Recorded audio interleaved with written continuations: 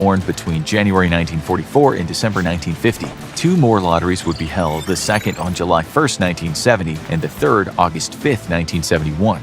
This would also be the year that the Military Selective Service Act was amended to more closely resemble our modern system, with registration being compulsory for all men within 30 days of their 18th birthday. This new act would continue to classify registrants into different categories. Those registered 1A were eligible for general military service. 1AO would be for conscientious objectors, who for ethical or religious reasons were only available for non-combatant military service, such as medics and logistics. 1O classified conscientious objectors eligible for alternate community service and not for service directly in a war zone itself. With a stronger economy and larger population pool, deferments for students were ended altogether, except for divinity students who received a 2D selective service classification. Men who had completed their military service and thus not eligible to be redrafted were classified as 4A.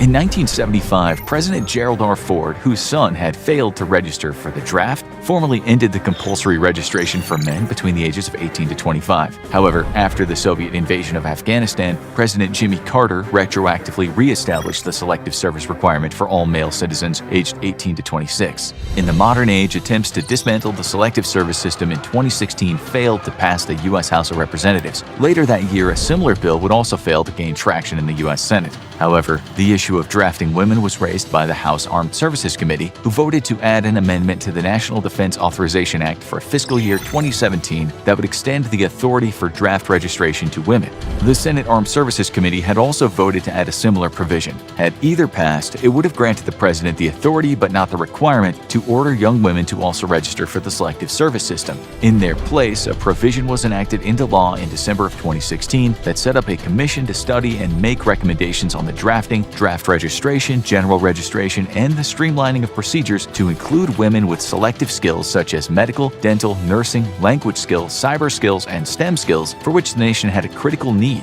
The commission would also include recommendations on drafting of individuals to critically needed fields without regard to age, potentially removing the cap on how old one could be to still.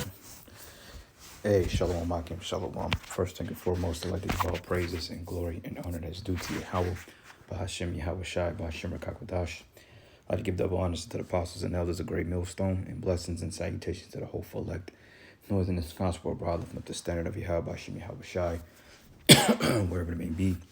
This is the Akim Mahaloya coming back with another lesson, Lord. It's really be edifying about when the draft come back. Okay. You have to ask yourself, with the tensions amid the war in Ukraine, Russia, Ukraine, China, Iran, India, North Korea, South Korea, testing nuclear weapons or testing weapons of mass destruction, in a time of urgency when all hell is breaking loose, you ask yourself, would they bring back a draft? And questioning the mental capability of you Americans, all right, with your mental conditioning, and let alone your body, your body habits, so to speak, your mental illnesses. Now you got to ask yourself this: the American military is spread out too thin. They're fighting too many wars on too many fronts. They don't have enough reserves, so it's looking like they're gonna have to bring back the draft sooner than later. And what stood out to me, honestly speaking, was this comment. SCJ, he says, "Wait. How come men only get drafted? I thought women were strong and independent." And that shit got 1.7 thousand likes, 1.7K. Okay, and that's an excellent statement this guy made, because honestly speaking, you scream equal rights. You claim you can do everything a man do, so hey, take your ass to war and fight. And because you are going to get drafted, just letting you know that now. You women, the Most High got you in a trick bag. See, you signed up for this whole, how can I say it? You adopted the sentiment of feminism, okay? And you totally ran with it, and you didn't stop it, okay? Because you thought it was going to give you an advantage over the men of your nation. But now, remember, equal lefts, equal rights. That means if you're equal to a man, or perhaps better, that means that you're very more capable of fighting war, okay? And this is when the ducks come home to roost, because all the playing games, all the talking smack, all that stuff that you held in high regard as to women's status and women being on a pedestal and women, my world, this, my rights, my body, this bullshit. Look, man, All that's getting ready to fucking fall before your face because you're gonna realize that you're nothing more than women. And why this is not a video about the woman per se, but they will bring back a draft. They're gonna have to. And honestly speaking, majority of you Americans are totally unprepared. You're unequipped. Okay, for one thing, they don't have the numbers. Second of all, they offer an extra bonus incentives to enlist in the military. Third of all, you people are not even physically able. Okay, because I mean, your diet revolves around fast food, bread and circus, drinking and doing drugs every fucking day. So you're no capable, or you don't have the mental capability to even fight a war. But nonetheless, they just gonna need bodies to make up what they call the lack of numbers, man. Okay, basically you're just gonna be casualties of war. They're gonna put a metal head on your head and they're gonna put you in a fatigue and throw an M16 in your hand and tell you to go to war, or AR-15. That might not even shoot automatic bullet. You may just have a semi burst shot, which is a three round burst in an AR-15, or you may just have a single shot. You know, but nonetheless, the draft is coming back and they're gonna have to because things are getting ready to get out of hand. Okay, so you women out there, you Jakes out there, you like to shoot up the hood, you like to play snatch and grabs, you GTA 5 Jakes, and you'll be receiving that letter from Selective Service in due time. You know, whether it's through email, mail, first class mail, shit, they subpoena your ass or they got papers on you, they gonna come to your job and drop the shit off to you and tell you gotta go to war. Okay, so it says they probably will draft women this time because gender equality, and that's absolutely right. But most of the women, they don't want to go to war. Okay, they just want the status of men, but they don't want the responsibility that comes along with being a man. Okay, they want all the accolades that men have, but they don't want the work. They don't want to put in the hard labor hours, man. Because women didn't build up this society structurally, men did, you know, and they want the status that men have, but they couldn't build a kingdom like this. If it was just all women, they couldn't build skyscrapers. Shit be falling down, toppling over. Okay, like I believe it was like a couple of years ago, these so-called engineers, the women, they built the bridge. The first day it was built, the motherfucker fell down. The same day they built it, the motherfucker fell down. To show you that you're incapable. Okay, because that's not your role. Your role is to be at home, taking care of the house, taking care of your husband, your children, under his rulership. But now, since you left the men, you got to go fight for this man, which is going to end unfavorably for you. It says because gender equality wasn't advanced last time there was a draft. Sexism is not a look. Sexism is not a good look on you all. It says because they haven't changed the laws, women have been falling over themselves and getting into fighting roles since the war for independence. Women aren't the issue here. Nigga, shut up. I hate a simp. Yeah, these people talk all this shit, but there shouldn't be a draft. It said that was during World War One, but now there are tons of women in the military, mostly Air Force. The Air Force is by far one of the most grievous branches of the military you can get in. It's kind of one of the hardest ones because the particular aptitude tests and so forth. But once you in there, you good, man. I knew a couple of cats that was gonna go to the Air Force. I myself was gonna go to the Air Force, but the Lord didn't have it that way. But it says they're strong and independent in the kitchen making me a sandwich.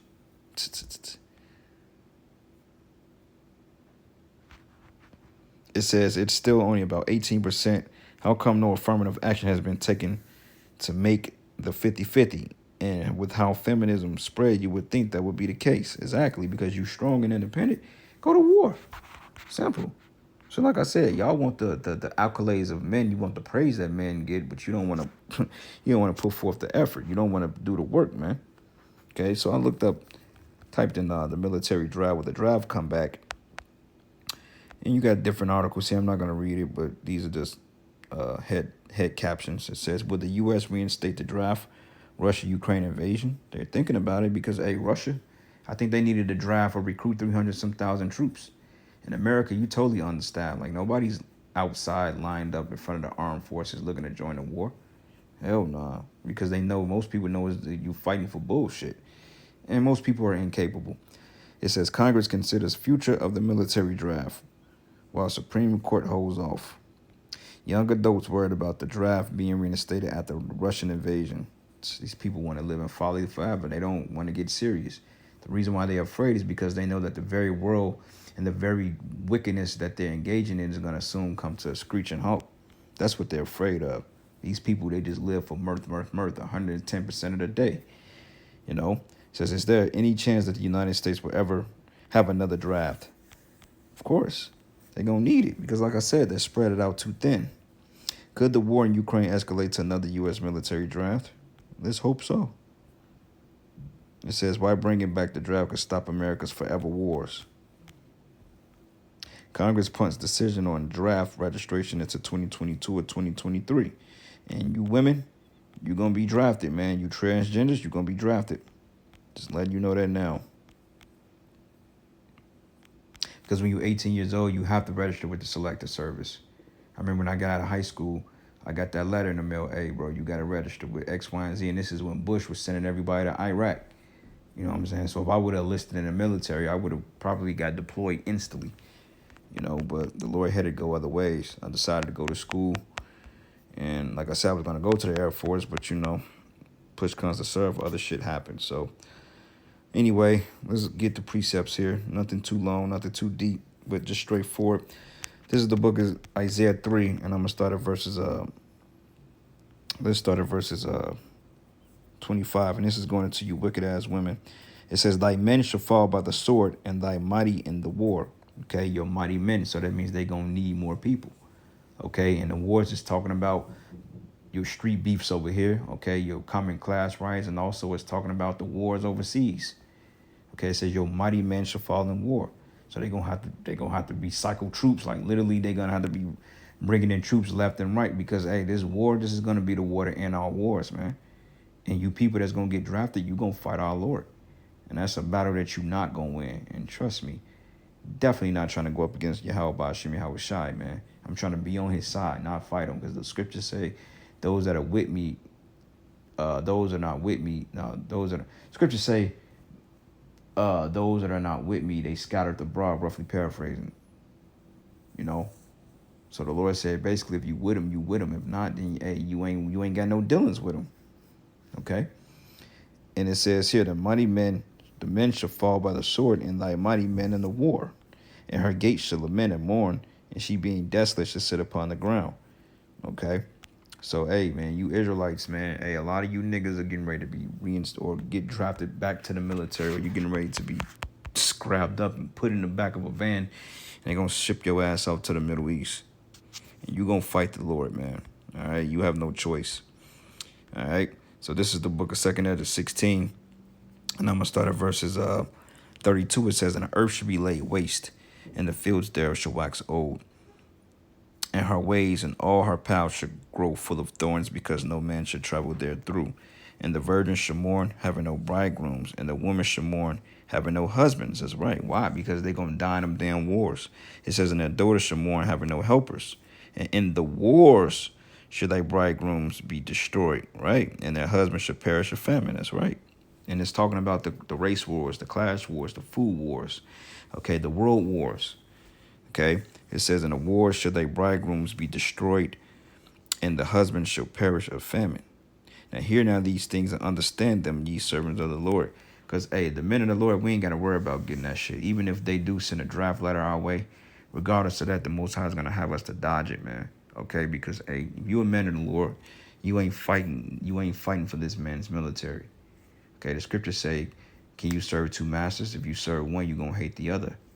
You're going to despise one, you're going to love one and despise the other. So you got to pick your sides, man. Either you're going to fight for Yahweh Shemi Hawashai's army, or you're going to fight for Esau's army. And honestly speaking, Esau, nah, it ain't looking too good, bro. You ain't going to pay me to fight in your fucking military, man.